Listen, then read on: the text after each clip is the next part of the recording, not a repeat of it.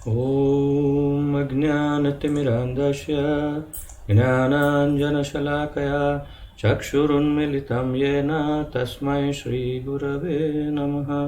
श्रीचैतन्यमनोभीष्टं स्थापितं येन भूतले स्वयं रूपकदा मह्यं ददाति स्वपदान्तिकं।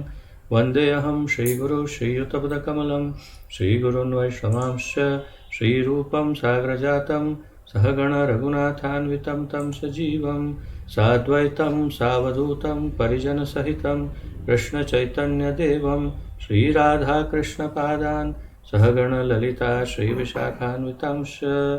हे कृष्ण करुणा सिन्धु दीनबन्धो जगत्पते गोपेश गोपिकान्त राधाकान्त नमोऽस्तुते। तप्त कांचन गौरांगी राधे वृंदावनेश्वरी वृषभानुसुते देवी प्रणमामि हरिप्रिये। वाञ्छाकल्पतरुभ्यश्च कृपा सिन्धुभ्य एव च पतितानां पावनेभ्यो वैष्णवेभ्यो नमो नमः। अनंतकोटि वैष्णववृंद की जय। नमो ओं विष्णुपादाय कृष्णप्रेष्ठाय भूतले श्रीमते जयपताका स्वामिन् इति नामिने। नमो आचार्यपादाय निताय कृपाप्रदायने गौरकथाधामदाय नगरग्रामतारिणे। नमः ओं विष्णुपादाय कृष्णप्रेष्ठाय भूतले श्रीमते भक्तिवेदांत स्वामिन् इति नामिने। नमस्ते सारस्वते देवे गौरवाणी प्रचारिणे निर्विशेष शून्यवादी पाश्चात्य देशतारिणे। जय श्री कृष्ण चैतन्य प्रभु नित्यानंद श्री अद्वैत गदाधर श्रीवासादि गौर भक्तवृंद। हरे कृष्ण कृष्ण कृष्ण हरे हरे हरे राम राम राम हरे हरे। हरे कृष्ण कृष्ण कृष्ण हरे हरे हरे राम राम राम हरे हरे। हरे कृष्ण कृष्ण कृष्ण हरे हरे हरे राम राम राम हरे हरे।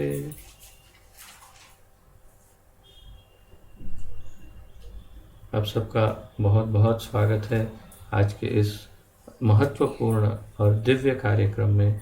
इसके अंतर्गत हम श्री चैतन्य महाप्रभु की शिक्षाओं पर आधारित अत्यंत महत्वपूर्ण ग्रंथ हमारे इस्कॉन के संस्थापक आचार्य श्रील प्रभुपाद जी द्वारा लिखित भगवान श्री चैतन्य महाप्रभु का शिक्षामृत, इसका सम्मिलित अध्ययन कर रहे हैं। और जैसा कि आप जानते हैं, इसमें हम 24वें अध्याय तक पहुंच गए हैं अध्ययन के क्रम में। और 24वें अध्याय का शीर्षक इस प्रकार है, श्री सार्वभौम भट्टाचार्य से वार्तालाप। 24वें अध्याय का शीर्षक है श्री सार्वभौम भट्टाचार्य से वार्तालाप। तो आइए आज इस चर्चा को प्रारंभ करते हैं।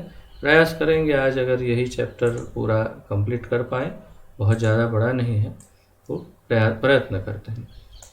आइए प्रारंभ करते हैं। और इससे पूर्व आपको स्मरण दिलाऊं कि अगर आप में से काफ़ी सारे भक्तों ने हमारे साथ पूर्व में उस लघु ग्रंथ का अध्ययन साथ में किया था, भगवान श्री चैतन्य महाप्रभु उनकी जीवनी और शिक्षामृत, तो उस ग्रंथ में सार्वभौम भट्टाचार्य के साथ उनकी जो मुलाकात है उसका काफ़ी विस्तार किया था कि कैसे सार्वभौम भट्टाचार्य से मिलते हैं महाप्रभु जगन्नाथपुरी में, और फिर किस प्रकार उनके मध्य में रिलेशन धीरे धीरे डेवलप होता है,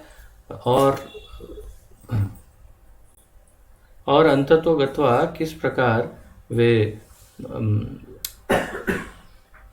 चर्चा, जो वेदांत की चर्चा जो है, मूल रूप से वेदांत सूत्र की जो चर्चा है, ब्रह्म सूत्र की चर्चा किस प्रकार दोनों प्रारंभ करते हैं। तो उससे पूर्व बहुत अच्छी खासी लंबी कथा हमने उस ग्रंथ में सुनी थी।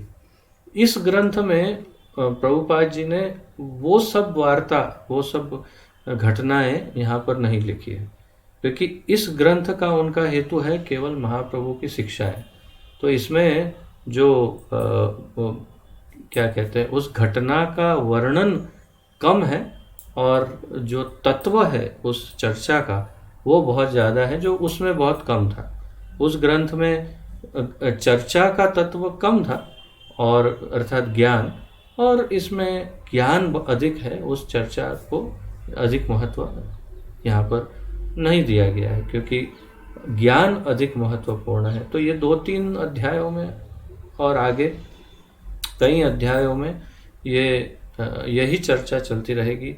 24 से लेकर प्रारंभ होगा और शुरुआत में थोड़ा घटना का वर्णन देंगे और फिर जो गहन ज्ञान का विषय है वो वर्णित करेंगे। तो आइए प्रारंभ करते हैं। आप नोट्स अगर लिखना चाहेंगे तो साथ में लिख सकते हैं। थोड़ा सा भारी ज्ञान हो सकता है ये, परंतु अब हम सब साधक हैं, भक्ति योग के शिष्य हैं, क्या कहते हैं, स्टूडेंट्स हैं। तो फिर स्टूडेंट्स को हर प्रकार का ज्ञान धीरे धीरे पचाना होता है। तो ये महत्वपूर्ण ज्ञान है। थोड़ा रूखा लगेगा, मैं आपको कहने का ये तात्पर्य है मेरा, ये थोड़ा सा रूखा लग सकता है, परंतु मूल रूप से हमारे लिए अंतःकरण में ये स्पष्ट होना आवश्यक है कि सत्य क्या है और मूल ज्ञान क्या है, और इसीलिए ये सारी चर्चा यहाँ हो रही है। तो आइए प्रारंभ करते हैं।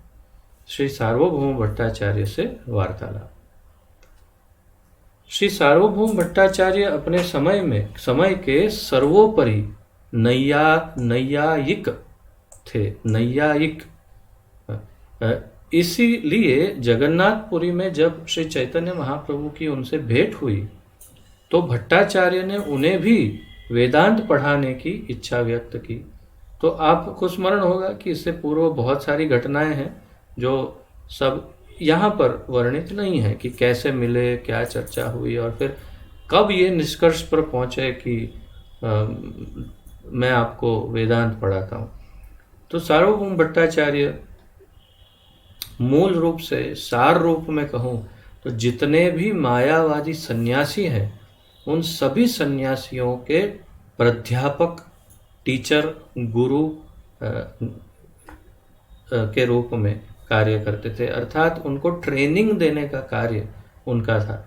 जितने भी नए सन्यास ग्रहण करके आते उनके पास आकर के वेदांत सूत्र का आदि अध्ययन करके फिर वे अपना अपना कार्य आगे बढ़ाते।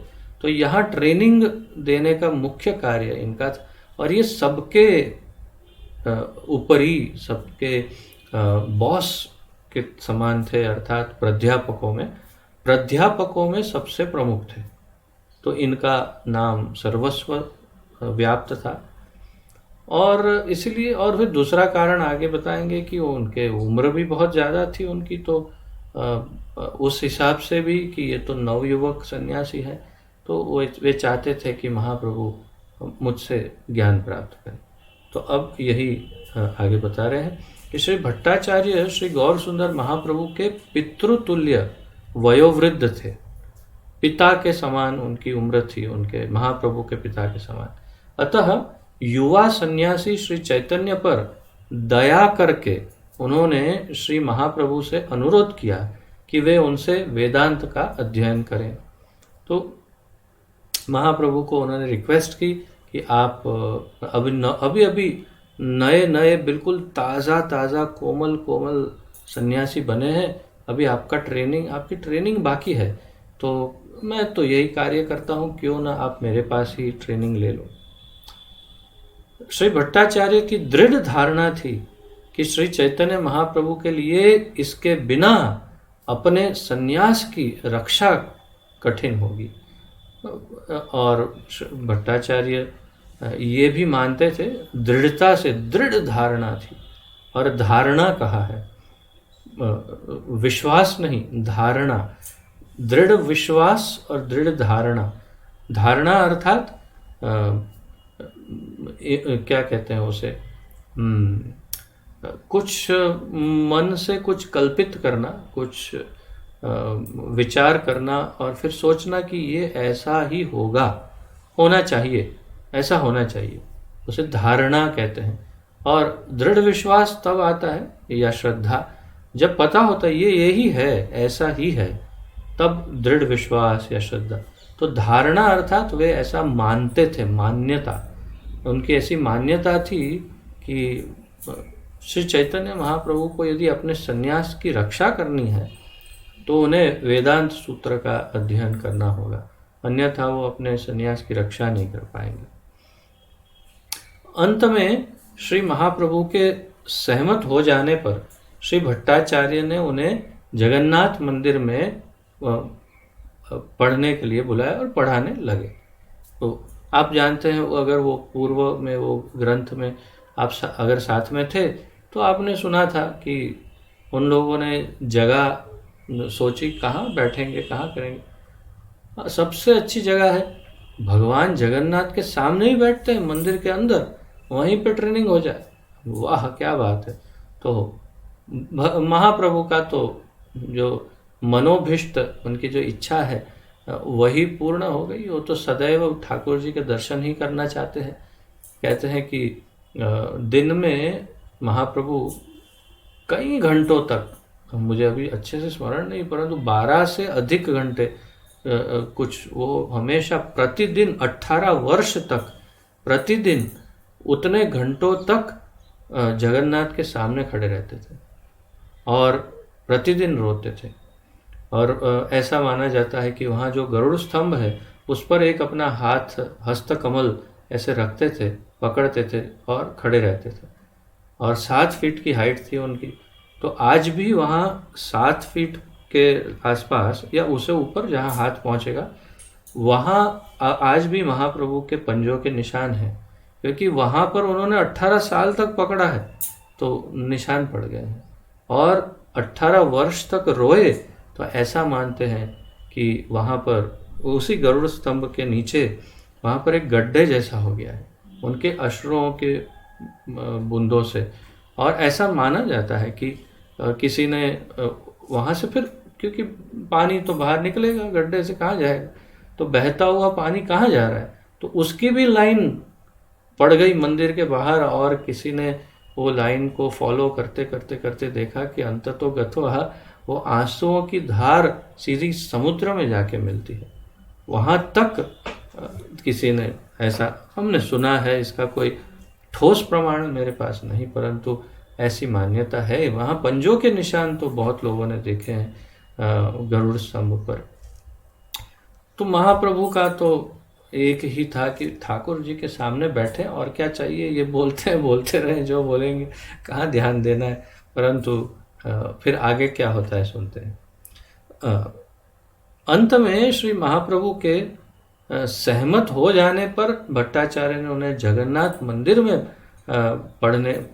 उन्हें जगन्नाथ मंदिर में पढ़ाने लगे। निरंतर 7 दिवस तक श्री भट्टाचार्य ने वेदांत पर प्रवचन किया। 7 दिन तक भट्टाचार्य बोलते रहे, महाप्रभु सुनते रहे।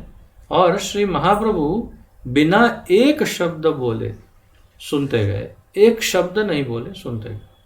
8वें दिन श्री भट्टाचार्य ने कहा, 1 सप्ताह से आप मुझसे वेदांत सूत्र का श्रवण कर रहे हैं, पर आपने एक भी प्रश्न नहीं किया और न ये निर्देश किया कि मैं भली भांति व्याख्या कर रहा हूं। तो जो सुनता है ये उसकी 2 प्रतिक्रियाएं, कम से कम 2 प्रतिक्रियाएं, 2 में से कोई एक प्रतिक्रिया कम से कम होने पर यह निश्चित होता है कि सामने वाला ठीक से सुन रहा है। या तो वो प्रश्न करे तो तुरंत सिद्ध हो जाएगा कि बड़ी एकाग्रता से सुन रहे हैं और उनको ज्ञान मिल भी रहा है और ज्ञान पचाने की पात्रता भी उनमें है, तो वो प्रश्न कर पा रहे हैं। और या फिर बखान करेंगे, उनका धन्यवाद करेंगे, उनकी स्तुति करेंगे, उनकी प्रशंसा करेंगे कि वाह वाह, क्या बहुत बढ़िया आप बोल रहे हैं, बहुत उत्तम बोल रहे हैं। अगर ये दोनों ही नहीं है तो फिर श्रोता पर थोड़ा सा डाउट हो सकता है कि ये श्रोता है कि सोता है, ये थोड़ा सा श्रोता या सोता में थोड़ा सा कंफ्यूजन हो जाता है कभी कभी।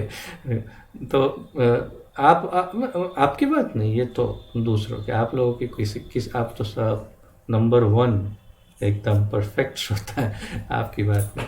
तो ये महाप्रभु को उनको ये लगा कि ये महाप्रभु कहीं सो तो नहीं रहे, या फिर कुछ समझ में ही नहीं आ रहा है इनकी क्या हो रहा है, न प्रश्न पूछते न प्रशंसा करते, कि ऐसे ही चुपचाप बैठे। तो फिर उन्होंने कहा, न जाने आप मेरी व्याख्या समझ भी रहे हैं या नहीं। तो वो थोड़े अधीर हो गए और पूछा कि आप मेरी व्याख्या समझ पा रहे हैं या नहीं समझ पा रहे, थोड़ा और अच्छी तरह समझाओ।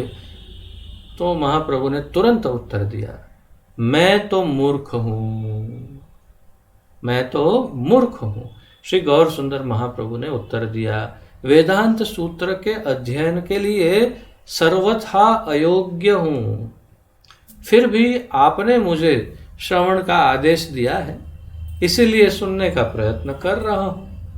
क्योंकि आपके मत में वेदांत सूत्र सुनना प्रत्येक सन्यासी का कर्तव्य है, परंतु जहाँ तक आपके द्वारा प्रतिपादित अर्थ का संबंध है, मैं उसे नहीं समझ सकता। महाप्रभु ने कह दिया कि मैं तो मूर्ख हूँ, मुझ में वो योग्यता ही नहीं कि मैं वेदांत सूत्र का अध्ययन करूँ, परंतु आपने आदेश दे दिया कि भाई प्रत्येक सन्यासी को इसका अध्ययन तो करना ही चाहिए, पड़ेगा ही, तो फिर आपके आदेश का पालन करने के लिए प्रयास कर रहा हूँ और सुन तो रहा हूँ, लेकिन आप जो वेदांत सूत्र का अर्थ समझा रहे हैं ना, वो अर्थ मेरी समझ में नहीं आ रहा। तो अब धीरे से महाप्रभु ये इंगित करना आरंभ कर रहे हैं कि आप जो बोल रहे हैं वो सही नहीं है, धीरे से एकदम। इस प्रकार भगवान श्री चैतन्य महाप्रभु ने संकेत किया कि मायावादी संप्रदाय में ऐसे अनेक नामधारी सन्यासी हैं जो अशिक्षित तथा थोड़े बुद्धि में पर भी ऐसे होने पर भी केवल औपचारिकता के रूप में गुरु से वेदांत सूत्र सुनते हैं। इतने अधिक बुद्धिमान ना हो और बहुत ज़्यादा शिक्षित ना हो पर भी संन्यास लिया हो, ऐसे हो सकते हैं कुछ, ये सामान्य नहीं, कुछ लोगों की बात है। तो और फिर वो फिर भी वेदांत सूत्र का अध्ययन कैसे, तो करना ही पड़ेगा बोल के कर लेते हैं गुरु से औपचारिकता के लिए। यद्यपि वे सुनते हैं किंतु कुछ समझते नहीं है, समझने की योग्यता पात्रता नहीं। श्री चैतन्य महाप्रभु ने अपने संबंध में कहा कि वे श्री भट्टाचार्य की व्याख्या समझ नहीं सके, इसलिए नहीं कि उनकी बुद्धि के लिए वह दुर्बोध थी, अपितु इसलिए कि उन्हें मायावादी व्याख्या स्वीकार नहीं थी। महाप्रभु ने धीरे से इंगित किया, मैं समझ नहीं सकता, लेकिन इसलिए नहीं कि मैं बुद्धिहीन हूँ, ऐसा कहा तो नहीं, परंतु समझा दिया एक प्रकार से सार्वभौम भट्टाचार्य को कि मैं आपकी ये मायावादी व्याख्या का स्वीकार नहीं कर रहा। श्री चैतन्य महाप्रभु ने जब यह कहा कि अशिक्षित मूर्ख होने के कारण वे उनका प्रतिपादन नहीं समझ सकते, तो भट्टाचार्य ने उत्तर दिया, यदि आपको मेरा कथन समझ में नहीं आ रहा तो आप प्रश्न क्यों नहीं करते, आप चुप क्यों बैठे हैं? प्रतीत होता है कि मेरी व्याख्या के विषय में आप कुछ कहना चाहते हैं। तो अब ऐसा कहते हैं, मैंने आपको उस समय भी ये शायद कहा था उस अध्ययन में, कि जब तक कोई पूछे नहीं, उत्तर देने से या कुछ कहने से उसका वजन कम हो जाता है। जब कोई पूछे, उत्कंठा हो जिसमें कि हाँ कैसे करूँ, क्या करूँ, इसका क्या है, और तब जब आप उत्तर देंगे तो उसका महत्व होगा। जब बिना कहेंगे तो उसका महत्व बहुत कम हो जाएगा। और इसीलिए कई बार हम देखते हैं घरों में जो बुजुर्ग होते हैं उनका लगभग शून्य के समान ही महत्व होता है। क्यों? क्योंकि जीवन भर बहुत सारी सलाहें दी है उन्होंने, जो मांगी ही नहीं किसी ने, और ये सुनते सुनते सुनते धीरे धीरे ये आजकल की जो बात है वो मैं कर रहा हूँ, कलयुग में ऐसा होना नहीं चाहिए, परंतु दोनों तरफ ऐसा नहीं होना चाहिए, परंतु उसके कारण फिर उनकी वैल्यू लगभग शून्य हो जाती है और वो बोलते हैं और इसको अधिक महत्व नहीं देते। परंतु यदि कोई उत्कंठा से जाए और पूछे, तद विधि प्रणिपातेन परिप्रश्नेन सेवया, कोई विनम्रता से जाके पूछे कि आप प्लीज जरा थोड़ा मार्गदर्शन, तो तब जब आप कुछ बोलेंगे तो उसका काफी ज्यादा महत्व होगा। तो ये बात एक जनरल प्रिंसिपल के रूप में भी हम स्वीकार कर सकते हैं कि महाप्रभु को पूछा, तब महाप्रभु ने फिर मौका छोड़ा नहीं, फिर बोलना आरंभ किया। तो क्या कह रहे हैं, यदि तो आप कुछ कहना चाहते हैं, ऐसा मुझे लग रहा है। सार्वभौम ने कहा कि मुझे लगता है आप कुछ बोलना चाहते हैं, लेकिन मैं आपको चांस नहीं दे रहा हूं, तो अब बोलिए, ऐसा कह रहे हैं।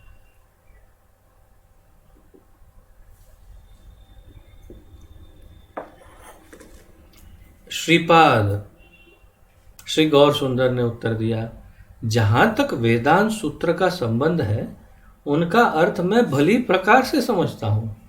तो अब उन्होंने ये स्पष्ट कर दिया कि वेदांत सूत्र को मैं समझता हूं, लेकिन आपकी व्याख्या नहीं समझ रहा हूं, किंतु आपकी व्याख्या मैं नहीं समझ सकता।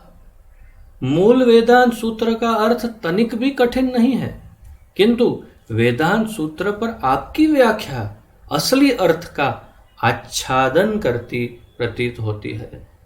अर्थात मूल उसका जो अर्थ है वेदांत सूत्र का, उसको ढक रही है आपकी व्याख्या। आप मुख्य अर्थ का प्रकाशन न कर कल्पना द्वारा वास्तविक अर्थ का आच्छादन कर रहे हैं। आप मुख्य अर्थ का प्रकाशन नहीं कर रहे और कल्पना द्वारा, अपनी कल्पना से वेदांत सूत्र पर अपना भाष्य बता रहे हैं, अर्थ बता रहे हैं।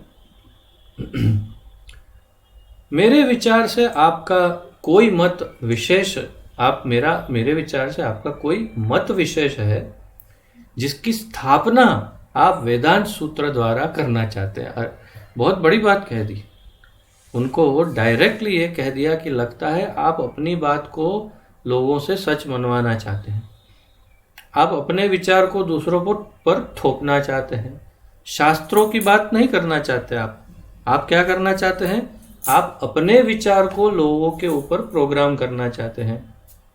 तो महाप्रभु ने कहा मेरे विचार से आपका कोई मत विशेष है, अर्थात आप अपना कुछ विचार है, आपका मत है, जिसकी स्थापना आप वेदांत सूत्र के माध्यम से द्वारा करना चाहते हैं। आपने बंदूक किसी और के कंधे पे रखी है और गोली चला है, नाम उसका आएगा, तो आप वेदांत सूत्र के नाम पर अपने विचारों को दूसरों पर थोपने का प्रयास कर रहे हैं। तो अब आगे प्रभुपाद जी एक एक वस्तु जैसे महाप्रभु समझाते जा रहे हैं वो सब प्रभुपाद जी वर्णित करते जा रहे हैं। मुक्ति उपनिषद, क्षमा कीजिए, मुक्तिक उपनिषद के अनुसार 108 उपनिषद है। इनमें मुख्य उपनिषद ये हैं, 18 मुख्य उपनिषद माने गए हैं मुक्तिक उपनिषद के अनुसार। प्रथम ईशोपनिषद, केन उपनिषद, कठ उपनिषद, प्रश्न उपनिषद, मुंडक, मांडुक्य, तैत्तरीय, ऐतरेय, छांदोग्य, बृहदारण्यक, ब्रह्म, क्षमा कीजिए, ब्रह्म, कैवल्य, जावाल, श्वेताश्व, क्षमा करें, श्वेताश्व, हंस, आरुणि, गर्ग तथा नारायण उपनिषद। ये 18 उपनिषद परम सत्य श्री कृष्ण का पूर्ण ज्ञान 108 उपनिषदों में विद्यमान है। वैष्णव जप में जिस माला का प्रयोग करते हैं उसकी 108 मणियां परतत्व के पूर्ण ज्ञान से युक्त 108 उपनिषदों की प्रतीक हैं।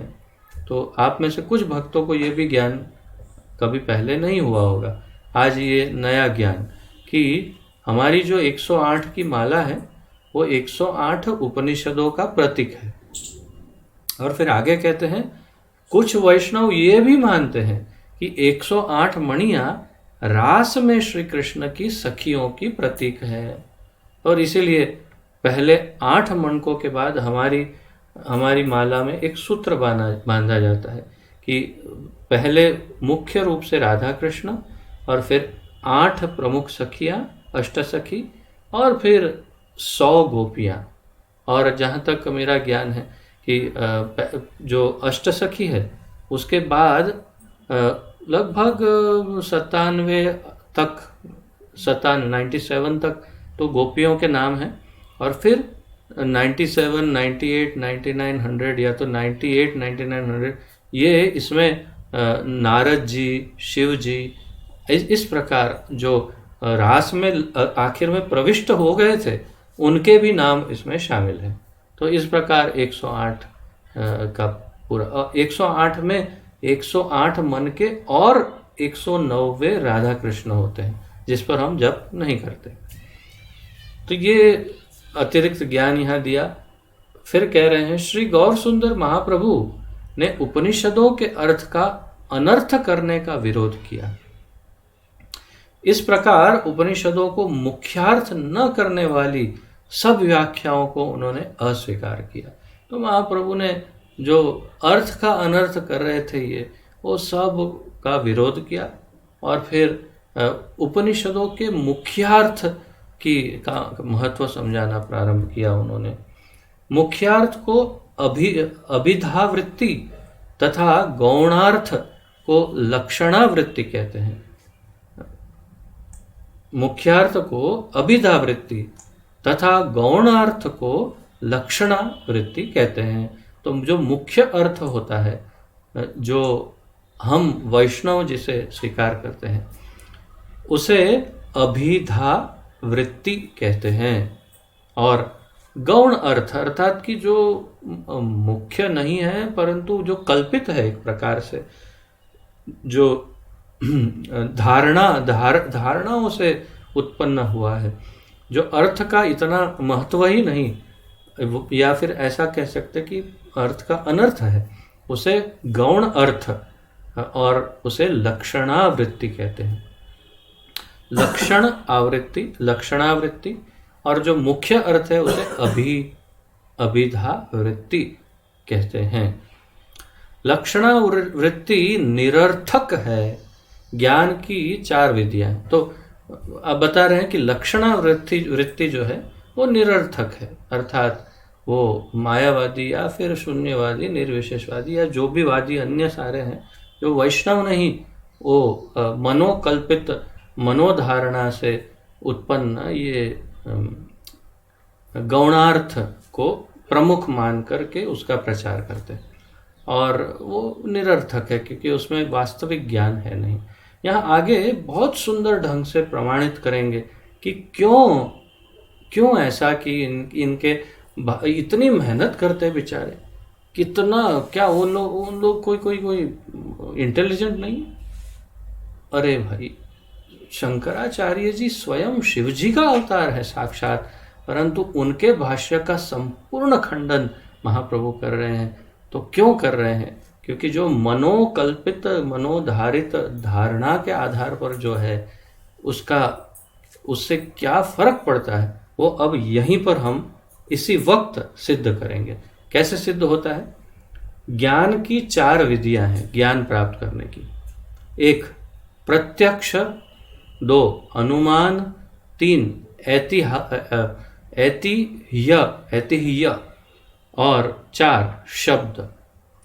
ऐतिह्य और 4 शब्द, अर्थात प्रत्यक्ष प्रमाण, अनुमान प्रमाण, ऐतिह्य प्रमाण और शब्द प्रमाण। इन चारों में वैदिक शास्त्र का शब्द प्रमाण सर्वश्रेष्ठ है। इनमें से कौन सा ज्ञान प्राप्त करने का माध्यम सर्वश्रेष्ठ है? तो प्रत्यक्ष, जो आंखों से दिखता है और हमारी इंद्रियों से जो हम ग्रहण करते हैं, उसमें प्रायः गलत या दोष होने की सर्वाधिक संभावना है, क्योंकि हम अपनी चमड़ी के और शरीर की इंद्रियों से इसको निर्धारित करते हैं, इसलिए वो गलत हो ही सकता है। दूसरा अनुमान है। तो अनुमान ही है, वो तो कभी सत्य होने का बहुत ही 0.1% चांस भी हो सकता है या उससे भी कम। अनुमान प्रमाण का क्या विश्वास। फिर ऐतिह्य प्रमाण। तो इस प्रकार ये बाकी के जितने भी प्रमाण और भी वास्तव में ये तो यहाँ 4 ही मुख्य प्रमाण बताए। इसका अगर अधिक विभाजन किया जाए तो और भी बहुत सारे अलग अलग अलग प्रमाण हैं, परंतु सारे प्रमाणों में एक ही प्रमाण शुद्धतम है और वो है शब्द प्रमाण। अर्थात जो कहा जाए गुरु द्वारा वही सत्य है। कैसे? तो शुद्ध परंपरा में वो ज्ञान आना चाहिए। जैसे भगवान श्री कृष्ण ने जो ज्ञान ब्रह्मा जी को दिया, ब्रह्मा जी ने वही नारद मुनि को दिया, नारद मुनि ने वही ज्ञान वेद व्यास जी को दिया, भगवान वेद व्यास ने वही ज्ञान अपने शिष्य मध्वाचार्य को दिया, मध्वाचार्य जी ने वही ईश्वरपुरी, फिर चैतन्य महाप्रभु, क्षमा कीजिए, माधवेंद्रपुरी, ईश्वरपुरी, चैतन्य महाप्रभु और 32वें गुरु हमारे श्री श्रीमद् अभय चरणारविंद भक्तिवेदांत स्वामी श्रील प्रभुपाद जी। तो ये ज्ञान शुद्ध परंपरा में प्राप्त हुआ। हमारे आचार्यों ने जो भी लिखते गए वो सारा वही ज्ञान हमें दिया जा रहा है। कोई इसमें परिवर्तन नहीं, कोई शोधन नहीं। इसीलिए इसे, जैसे प्रभुपाद जी ने भगवत गीता यथारूप जैसा भगवान ने कहा वैसा ही वो उसे प्रस्तुत किया। तो वो शब्द प्रमाण है जो जिसे गुरु के गुरु के गुरु के गुरु द्वारा भगवान से प्रारंभ होकर हम तक पहुंचता है। तो वही वास्तव। और जैसे हम माता का उदाहरण सबसे प्रमुख है कि हमें पता करना हो पिता कौन है, तो कितने भी लेबोरेटरी में टेस्ट करेंगे तो बहुत सारे धन का व्यय, बहुत सारा समय नष्ट होने पर शायद पता चल सकता है कि पिता कौन है। माता को पूछने से माता सीधा हाथ दिखाएगी, ये तेरे पिता है। तो इतना सरल और संपूर्ण सत्य ज्ञान केवल शब्द प्रमाण से प्राप्त हो सकता है, अर्थात गुरु से सुनने से पर या शुद्ध परंपरा से प्राप्त करने वाला ज्ञान। तो इनमें वैदिक शास्त्र का शब्द प्रमाण सर्वश्रेष्ठ है और वही वैदिक शास्त्रों में जो ज्ञान है वो भी शब्द प्रमाण ही है, क्योंकि भगवान वेद व्यास ने जो ग्रहण किया ज्ञान परंपरा में वही ज्ञान उन्होंने लिख दिया, इसलिए शुद्ध है। परंपरागत वैदिक शिष्य श्रुति प्रमाण को सर्वश्रेष्ठ मानते हैं। परंपरागत वैदिक शिष्य जो है वो श्रुति प्रमाण को, तो वेद को श्रुति प्रमाण, वेद को सर्वश्रेष्ठ मानते हैं। वैदिक शास्त्रों के अनुसार किसी भी जीव के मल अस्थि अपवित्र हैं। अब कुछ उदाहरणों से महाप्रभु समझाएंगे कि वैदिक शास्त्रों में जैसे किसी भी जीव का मल है, मूत्र आदि मल, मूत्र मल को मुख्य रूप से अत्यंत अपवित्र माना है।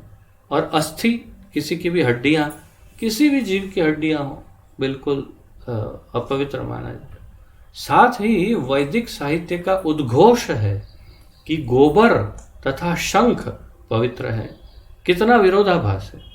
वह यही वैदिक शास्त्र कहते हैं मल और हड्डियां बहुत अपवित्र है, और यही वैदिक शास्त्र उद्घोष घोषणा करते हैं कि गोबर, गाय का मल, एक गाय का जो मल है वो, और शंख अर्थात एक वो जो समुद्री जीव होता है, उस जीव का जो उसकी हड्डी माना जाता है। शंख वास्तव में उसकी बाह्य हड्डी है, तो हो सकता है ना उसकी बाहर की तरफ हड्डी का ग्रोथ होता है, तो उसकी हड्डी उस समुद्री जीव की, जिसे हम शंख कहते हैं, और गाय का मल, ये सर्वाधिक पवित्र माना गया। बाह्य रूप में ये कथन विरोधात्मक प्रतीत होता है, किंतु क्योंकि गोबर और शंख वेदों में पवित्र कहे गए हैं, इसलिए वे वेद अनुगामियों द्वारा पवित्र मान्य हैं। कहाँ प्रमाण प्राप्त हुआ? श्रुति में या वेदों में प्रमाण प्राप्त हुआ तो इसे आंख बंद करके स्वीकार किया। कोई तर्क वितर्क नहीं, कोई उसमें संशोधन का प्रश्न नहीं। और संशोधन से भी आज सिद्ध हो ही चुका है आधुनिक विज्ञान से कि गोबर में क्या गुण है, गौमूत्र में क्या गुण है, दिव्य गुण है। और बहुत सारी औषधीय गुण भी उसमें हैं, बहुत अलग अलग प्रकार के सद्गुण ही भरे हैं उसमें, कोई दुर्गुण नहीं। तो ये बात हमने शास्त्रों से सुनी और मान ली। यदि हम लक्षणावृत्ति से उल्लेखों को समझना चाहें तो हमें वैदिक कथनों का विरोध करना होगा। लक्षणावृत्ति क्या है? जो जिसे गौण कहा, तो गौण अर्थ यानी लक्षणावृत्ति वो क्या है कि जिसमें विश्वास नहीं करेंगे हम, तो क्या करेंगे? नहीं हो सकता है ये सही ना हो, तो क्या करेंगे फिर? तो फिर उसका विरोध करेंगे और विरोध करके फिर अपना कुछ तर्क प्रस्तुत करेंगे, नहीं ये ठीक नहीं, और क्या करें। तो कहने का भाव है वैदिक वाक्य या वेद वाक्य हमारी पूर्ण इंद्रियों द्वारा, क्षमा करिए, हमारी अपूर्ण इंद्रियों द्वारा नहीं समझे जा सकते। भाव क्या है कहने का? वैदिक वाक्य हमारी अपूर्ण इंद्रियों द्वारा नहीं समझे जा सकते, उन्हें तो यथा अनुरूप स्वीकार करना होगा। यही हमारी बुद्धि का परिचय है। यदि ऐसा न किया जाए तो वैदिक वाक्यों की प्रामाणिकता नष्ट हो जाएगी। यदि ऐसा नहीं करते तो ये वैदिक वाक्यों की जो प्रामाणिकता है वो नष्ट हो जाएगी।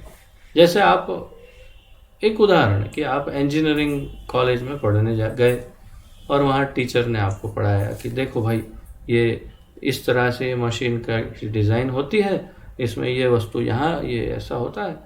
अगर नहीं ये ऐसा नहीं हो सकता, तो वो तो पहले देखेगा क्या कह रहा है। नहीं हम कहते हैं कि ऐसा नहीं, अलग ढंग से हो। अरे भाई, तो फिर बताओ, सिद्ध करो। और फिर आप प्रयत्न करते हो और फिर पता चलता है नहीं उसमें जो लिखा है वही सही है, क्योंकि वो तो सिद्ध हो चुका है, प्रमाणित हुआ है, तभी तो लिखा है। तो ये इतनी मूर्खतापूर्ण बात है कि जो सिद्ध है, जो प्रमाणित है, जो प्रामाणिक है, जिसके ऊपर कोई शंका का प्रश्न नहीं, हर प्रकार से सिद्ध हो चुका है, उसको आप चैलेंज करते हो और आप उसमें कुछ नया अर्थ उत्पन्न करते हो। तो फिर ये तो बिल्कुल ही बहुत बड़ी मूर्खता है वास्तव में। तो वैदिक वाक्य जो है, वैदिक ज्ञान जो है, उसमें कोई शोधन, कोई परिवर्तन की आवश्यकता क्या, प्रश्न ही नहीं है। कोई प्रश्न ही नहीं कि उसमें कोई परिवर्तन हो, उसे यथारूप ही स्वीकार करना चाहिए। बुद्धिमान व्यक्ति उसे यथारूप ही स्वीकार कर लेगा। अब आजकल के बुद्धिमानों की बुद्धि देखिए, कॉलेजों में, यूनिवर्सिटियों में, स्कूलों में जो पढ़ाया जाता है यथारूप स्वीकार कर लेते हैं, कोई प्रश्न, चैलेंज नहीं, कुछ नहीं। और जब हम भगवत गीता की बात करते हैं तो कहीं किसने देखा है, कौन गया था देखने, किसने लिखा है, किसने देखा कि अर्जुन और कृष्ण थे कि नहीं, ये तो किसी मनुष्य ने ही लिखा है ना। हाँ, तेरा जो ज्ञान है स्कूल वाला, वो तो भगवान ने ही बैठ के लिखा है, और ये भगवत गीता मनुष्य ने लिखी है। हाँ, सही बात, ठीक है। हम यही कहेंगे उनसे कि आपने स्कूलों में पढ़ा, उसको सत्य मानते हो, क्यों? क्योंकि भगवान ने लिखा है ना। और भगवत गीता को नहीं सही मानते हो, क्यों? क्योंकि मनुष्य ने लिखा है। श्री भगवान उवाच, ये है आजकल की बुद्धिमानों की बुद्धि। और अब हम उसमें क्या कहें? तो अब उनसे बोलने से, कुछ बात करने की बात, कुछ रह ही नहीं जाता तत्व। पता चलता है कि गुजराती में कहते हैं, एक छांटो भी बुद्धि नो नहीं। इतनी सी भी बुद्धि नहीं है उनमें, एक इतनी भी कि जिससे कुछ बात की जा सके। बोलते हैं कि भगवान कौन ये तो मनुष्य ने लिखा है। हाँ तो भाई तुम मनुष्य क्या लिखा है इतना कुछ स्वीकार करते हो, तो इसे क्यों नहीं करना चाहते? क्योंकि तुम समझ ही नहीं सकते तो कैसे स्वीकार करोगे भाई। और तुमको लगता है इसमें मुझे बहुत बंधन हो जाएंगे, मुझे ये नहीं कर पाऊंगा, वो नहीं कर पाऊंगा, इसलिए धर्म को पालन ही नहीं करना चाहिए। तो तात्पर्य यह है कि अगर हम वैदिक ज्ञान में और फिर कोई थोड़े और अधिक बुद्धिमान है तो उसमें अपना अर्थ बताएंगे। जैसे बहुत सारे हमारे स्वतंत्रता सेनानियों ने, बड़े बड़े लीडरों ने भगवत गीता लिख डाली है। बहुत सारे ऐसे लीडर हैं। किसने कहा था आपसे, कोई आया था आपके पास बोलने के लिए कि आप अगर भगवत गीता नहीं लिखेंगे तो इस संसार का में प्रलय आ जाएगा, लिखिए प्लीज? ऐसा कोई बोलने आया था आपको? क्यों डॉट डाया हुआ? किसने बोला आपको लिखने के लिए? तो आप अपना स्वतंत्रता सेनानी का वाला कार्य करते रहते, चलता ना, वो अच्छा चल रहा था, उसमें भगवत गीता लिखने की कहाँ जरूरत पड़ गई? तो वो तो वैष्णवों पे छोड़ देते, वो संतों पे छोड़ देते, वो भी आप करने लग गए। तो फिर तात्पर्य यही है कि यही प्रॉब्लम है, वेद वाक्यों में कुछ कमी है या फिर नहीं समझ सकते लोग। मैं ही समझा सकता हूं, मुझ में इतनी पूरी बुद्धि है कि मैं ये वेद वाक्य सबको समझा दूंगा। ये जो धारणा है इसी में ही तो प्रॉब्लम है, इसी में दोष है। इसीलिए महाप्रभु कहते हैं कि अपनी अपनी इंद्रियों से इसके ऊपर टिप्पणी, टीका, भाष्य, व्याख्या लिखना, ये सब मूर्खता से ही परिपूर्ण है। उसे एज इट इज, यथारूप, जैसी है वैसी, जशी आहे तशी, तेना मूल रूपे स्वीकार कर लेना चाहिए, उसमें कोई शोधन नहीं करना चाहिए।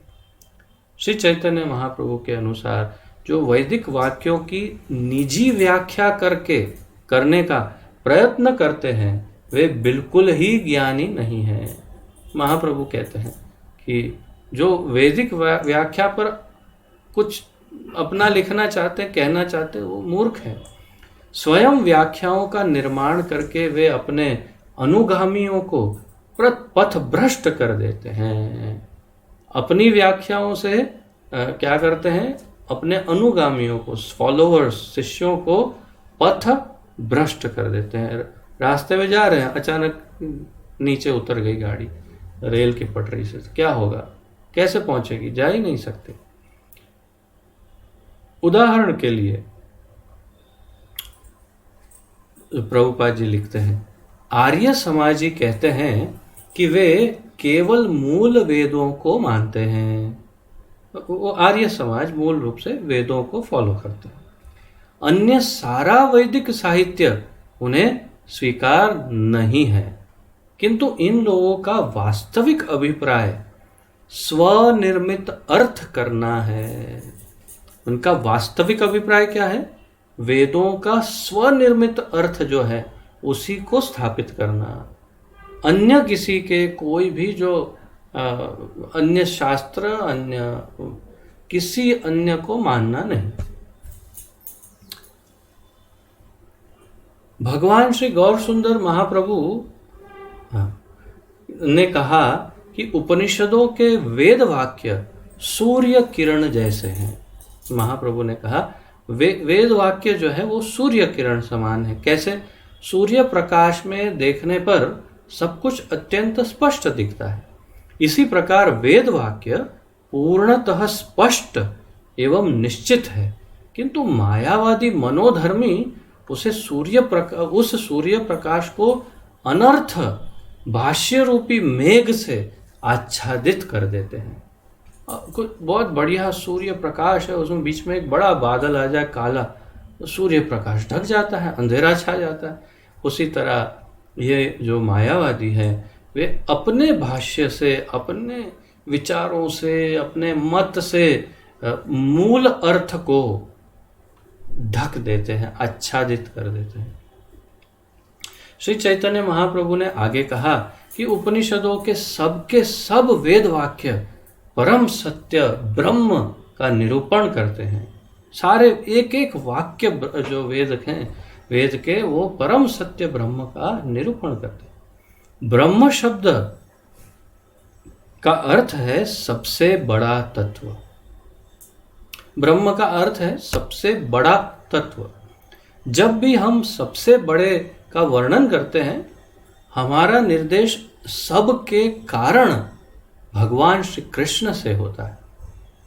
जो सबसे बड़ा है वह यदि 6 ऐश्वर्यों से पूर्ण नहीं होगा तो कैसे सबसे बड़ा है? अगर जो सबसे बड़ा है उसमें 6 ऐश्वर्य पूर्ण मात्रा में ना हो तो बड़ा कैसे हो सकता है? जैसे सबसे अधिक धनवान, सबसे अधिक ज्ञानवान, सबसे अधिक वैराग्यवान, सबसे अधिक सुंदर, सबसे अधिक इत्यादि। तो ये सबसे अधिक जब तक ना हो किसी में, तो उसके गुणों का नाप कैसे होगा कि इसमें क्या गुण है? ये कोई गुण नहीं है इसमें। क्या साइज है? कोई साइज नहीं। क्या आकार? कोई शेप नहीं, कुछ नहीं। क्या इसके लक्षण? कोई लक्षण नहीं, कुछ नहीं। तो ये क्या है? पता नहीं है क्या है। सर्वव्यापी है, सब जगह फैला हुआ है। तो ये क्या है? गैस है कि कुछ गैस लीक हो गया है? क्या हो गया है? ये है क्या? सर्वव्यापी, जिसमें ना कोई गुण है। गैस में भी स्मेल होता है, गंध होती है। अब माचिस लगा हो तो समझ में, लेकिन इसमें तो कुछ नहीं है, कोई तत्व नहीं। तो फिर ये कैसे पता चलेगा कि ये बड़ा है कि छोटा है कि क्या है? आप ब्रह्म को ऐसा निराकार गैस मानते हो तो उसमें कुछ तो होना चाहिए। तो यहाँ महाप्रभु कहते हैं उनमें 6 ऐश्वर्य पूर्ण मात्रा में हो, उसे ही ब्रह्म कहते हैं। 6 ऐश्वर्य पूर्ण बृहत्तम भगवान श्री कृष्ण है। तो एक ही है जिनमें ये संपूर्ण है 6 ऐश्वर्य, और वे हैं श्री कृष्ण। भाव यह है कि परम ब्रह्म भगवान श्री कृष्ण है। तो परम ब्रह्म तो आप कह रहे हो, परंतु परम ब्रह्म जो तत्व है, मूल ब्रह्म का मूल जो है वो है भगवान श्री कृष्ण। और फिर भगवत गीता का उदाहरण देते हैं। भगवत गीता 10वें अध्याय के 12वें श्लोक में अर्जुन ने श्री कृष्ण को परम ब्रह्म माना। निराकार ब्रह्म तथा परमात्मा की धारणाएं भगवान के ज्ञान के अंतर्गत है। तो अर्जुन ने भी भगवत गीता के 10.12 में, अभी 1-2 दिन पहले भी हमने इसकी चर्चा की थी, कहा भगवान को परम ब्रह्म परम धाम पवित्रम परमं भवान पुरुषम शाश्वतम दिव्यम आदिदेवम अजम विभुम आहुस्त्वं ऋषयः सर्वे देवर्षिर्नारदस्तथा असितो देवलो व्यासः स्वयं चैव ब्रवीषि में। क्या कहते हैं अर्जुन? परम ब्रह्म परम धाम। पहले तो पहला ही शब्द महत्वपूर्ण है। ब्रह्म कौन है? पता नहीं, कोई बात नहीं। परम ब्रह्म कौन है? कृष्ण है। कहाँ पता है? कहाँ लिखा है? अर्जुन बोल रहे हैं, सुनो। अर्जुन कह रहे हैं, और क्या कह रहे हैं वो भी सुनो, कि केवल मैं अकेला नहीं कहता। कौन कहते हैं? आप परम धाम हो, सबके आश्रय, पवित्रम परमम भवान, पुरुषम शाश्वतम, शाश्वत पुरुष हो आप, हमेशा थे, हो और रहोगे। दिव्यम, आप परम दिव्य हो। आदि देवम, सभी देवताओं के मूल हो, प्रमुख हो। और अजम विभुम इत्यादि। और फिर कहते हैं आउस्त्वम ऋषया सर्वे। तो बाकी सब ऋषि भी कह रहे हैं, ये मैं अकेला नहीं बोल रहा हूँ। कौन बोल रहे हैं? देवर्षि नारदस्तथा असितो देवलो व्यासः। इतने ऋषि भी बोल रहे हैं। और फिर अंत में मैं भी कह रहा हूँ और आप भी कह रहे हैं, स्वयं चैव ब्रवीषि में। और आपने भी कहा, मैंने भी कहा, ये ऋषि भी कहते हैं, शास्त्र भी कहते हैं, आप परम ब्रह्म हो। तब फिर क्यों डाउट किया जाए? अब इतनी सी बात आप सोचिए तो सही, इतनी सी बात ये मायावादी को समझ नहीं आती होगी, या भगवत गीता पढ़ते नहीं होंगे, या फिर क्या करते होंगे भगवान जाने। इतनी सी बात सिंपल, केवल 10.12 पढ़ लेंगे तो भी समझ में आ जाना चाहिए कि परम भगवान कौन है। इतना स्पष्ट कहा है, परम ब्रह्म, परम धाम। तो फिर आगे महाप्रभु कहते हैं, भगवान श्री कृष्ण का वर्णन करते हुए हम सदा श्री शब्द जोड़ते हैं।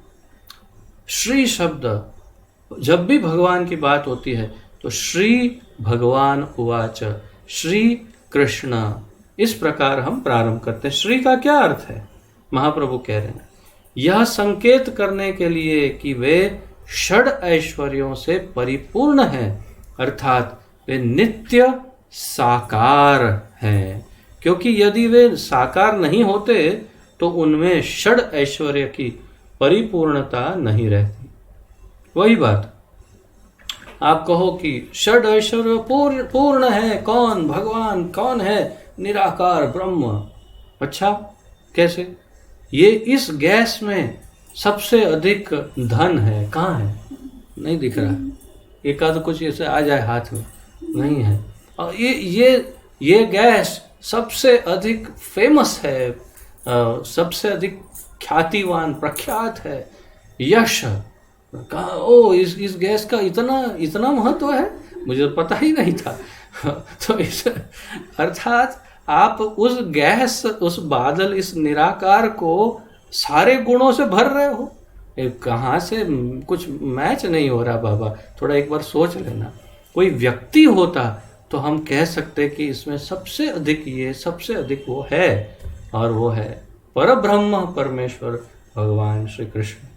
और इसीलिए श्री कृष्ण कहते हैं। श्री महाप्रभु समझाते हैं कि श्री का अर्थ है सभी ऐश्वर्यों से पूर्ण, उसे श्री कहते हैं। अब आज हमें शायद पहली बार श्री शब्द का वास्तविक अर्थ समझ में आया। श्री में षड ऐश्वर्य समाहित है, तो 6 ऐश्वर्यों से पूर्ण जो है उसे श्री कहते हैं।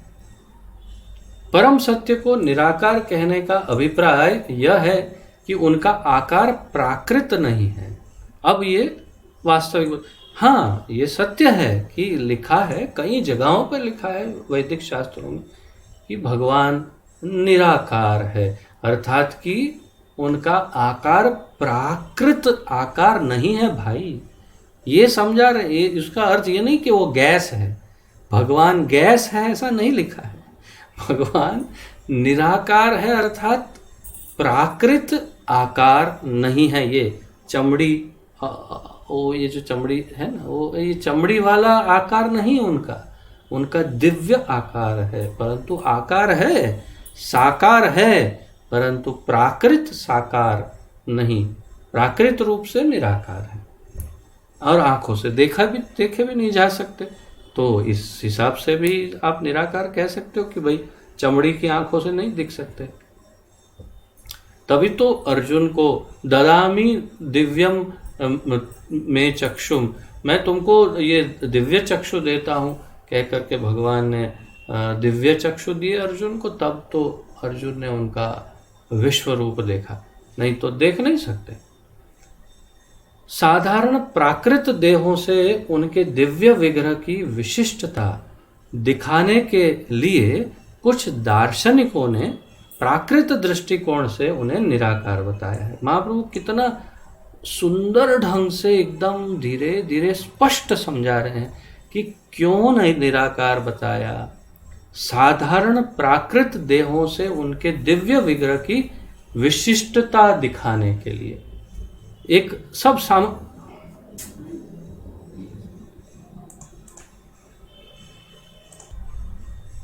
तो यहाँ पर इस स्थान पर महाप्रभु श्री शब्द के महत्व का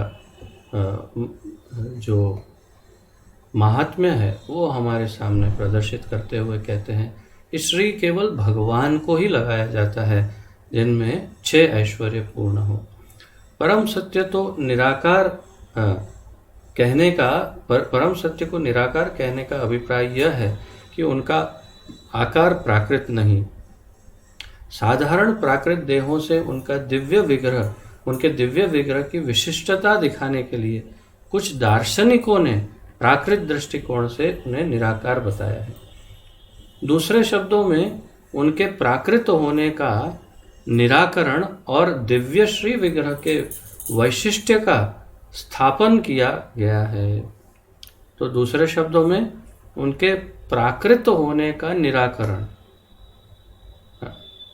और दिव्य श्री विग्रह के वैशिष्ट्य का स्थापन किया गया। तो जब भगवान को निराकार बताया तो उसका अर्थ ये है कि वो साकार परंतु विशेष रूप से साकार है। उनका आकार अत्यंत विशेष है और उनके गुण अत्यंत विशेष हैं। श्वेताश्वतर उपनिषद 3 अध्याय का 19वां श्लोक, उसमें स्पष्ट है,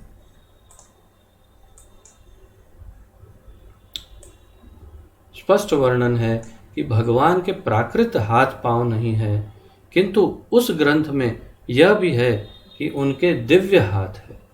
तो प्राकृत हाथ पांव नहीं है परंतु दिव्य हाथ है, ऐसा उस उपनिषद में लिखा है, जिससे वे सब समर्पणों को स्वीकार करते हैं। तो जब कुछ आप भगवान को अर्पण करते हैं तो भगवान उसे लेते कैसे हैं? बिना हाथ के। आप ब्रह्म को कुछ अर्पण करेंगे तो ब्रह्म वो जो गैस है वो गैस कैसे स्वीकार करेंगे? तो गैस के पास हाथ होगा, अंदर से बाहर निकलेगा तभी तो कुछ लेंगे ना।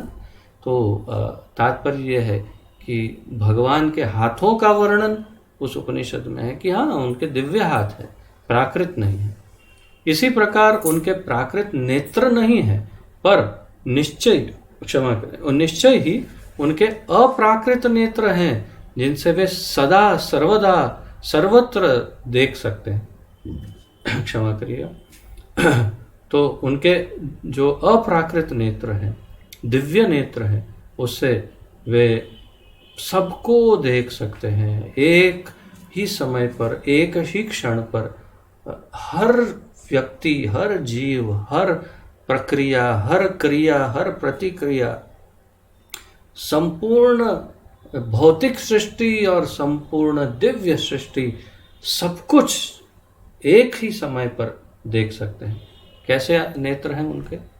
इस दुनिया का कोई कैमरा आपका 8 मेगापिक्सल, 16, 64 मेगापिक्सल, 108 मेगापिक्सल, ये कुछ काम नहीं लगेगा। ऐसा कैमरा, ऐसी आंखें हैं उनकी कि वो एक ही क्षण में सब कुछ एक साथ देख सकते हैं। ऐसा दिव्य उनके दिव्य नेत्र हैं, अप्राकृत नेत्र हैं। यद्यपि उनके प्राकृत कर्ण नहीं है, फिर भी वे सब कुछ सुनने में समर्थ है। उनके हमारे जैसे चमड़ी के कान नहीं, परंतु उनके पास दिव्य कान है, जिनसे वो हमारी प्रार्थना सुन सकते हैं। पूर्ण इंद्रियों वाले होने के कारण वे भूत, भविष्य, वर्तमान के पूर्ण ज्ञाता है, क्योंकि वे संपूर्ण इंद्रियों से परिपूर्ण है। सारी इंद्रियां हैं उनमें और पूर्ण है सारी इंद्रियां, इसलिए वो भूतकाल, भविष्यकाल और वर्तमान के पूर्ण ज्ञाता है, सब जानते हैं।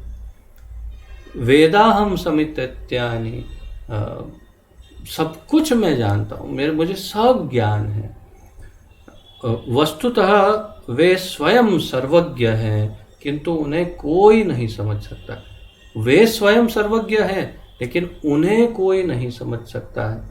न मे विदु सुरगणा प्रभवम न महर्षयो अहम आदिर ही देवानाम महर्षिणाम च सर्वशः। तो भगवान के न मे विदु सुरगणा, मुझे कोई देवी देवता या कोई ऋषि मुनि नहीं जानते, नहीं समझ सकते, और मैं सबका आदि हूँ, हम आदिर ही देवाना। तो किंतु उन्हें कोई नहीं समझ सकता, क्योंकि प्राकृत इंद्रियों से उनका ज्ञान नहीं होता। सब कारणों के कारण वे परतत्व बृहत्तम भगवान हैं। सब कारणों के कारण वे परतत्व बृहत्तम सबसे बड़े भगवान श्री कृष्ण हैं। तो मुझे लगता है आज यहीं विराम देते हैं। मैं सोच रहा था आज पूरा कर दूंगा, परंतु थोड़ा सा रह जाएगा, कल उसे पूर्ण करेंगे। और आज के इस विषय में यदि किसी का बीच में ये व्यवधान आ गया, थोड़ा सा इसमें रुकावट आ गई, अन्यथा हम पूरा कर लेते। और आज लेट भी क्लास हुआ, मैं बाहर गया था थोड़ा, तो इसके कारण क्लास भी लेट आरंभ करना पड़ा। किसी का कोई प्रश्न हो या उत्कंठा आदि तो पूछ सकते हैं, अन्यथा आज के लिए विराम लेते हैं।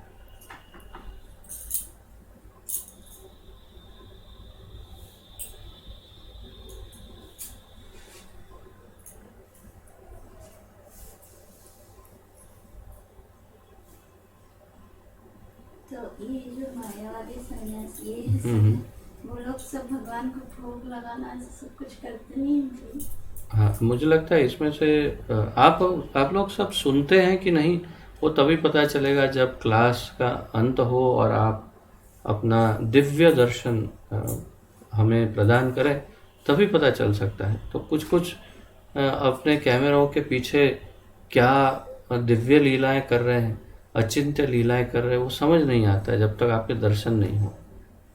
हाँ, क्या कह रही हो? ये जो मायावादी सन्यासी वो सब है, वो लोग भोग लगाते हैं, प्रसाद पाते हैं, ऐसा? भोग मैंने तो कभी सुना नहीं, मुझे कोई ज्ञान नहीं वो लोग भोग लगाते हैं कि नहीं। लगा भी देते होंगे शायद, लेकिन वो उस गैस ब्रह्म को लगाते होंगे, पता नहीं किसको लगाते, क्या मतलब निराकार ब्रह्म को। नहीं मानते, हाँ, तो वही तो बात है कि सब भोग लगाते ही नहीं होंगे वास्तव में, और अनुमान है, पता नहीं। वो या तो देवी देवताओं को लगा देते होंगे ना भोग, मतलब जिस भी देवी या देवता जिनका मंदिर है वहाँ या जो है, उन्हें लगा देते होंगे भोग। अभी उतना ज़्यादा ज्ञान अभी तक मुझे नहीं है क्या करते, but a very good question. ये बहुत अच्छा प्रश्न है कि वो देवी देवताओं को या भगवान को या किसी को भी भोग लगाते हैं या फिर सीधा स्वयं को ही भोग लगाते हैं। वो एक प्रश्न महत्वपूर्ण है जो पूछा जा सकता है। और अगर निराकार ब्रह्म को मानते हैं तो किसको भोग लगाते हैं, वो प्रश्न है। गुड क्वेश्चन, वेरी नाइस, बहुत अच्छा प्रश्न है।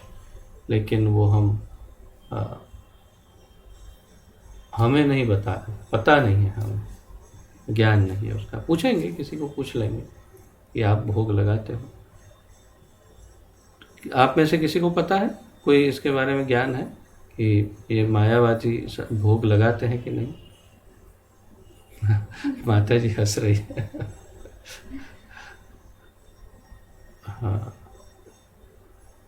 ठीक है, तो फिर और कोई प्रश्न आदि ना हो तो विराम लेते हैं। श्री चैतन्य महाप्रभु की जय। पतित पावन श्रील प्रभुपाद की जय। पतित पावन गुरुदेव की जय। निताय गौर प्रेमानंदे। हरि हरि बोल। आप सबको कोटि कोटि दंडवत प्रणाम और आप सबका बहुत बहुत धन्यवाद। हरे कृष्ण।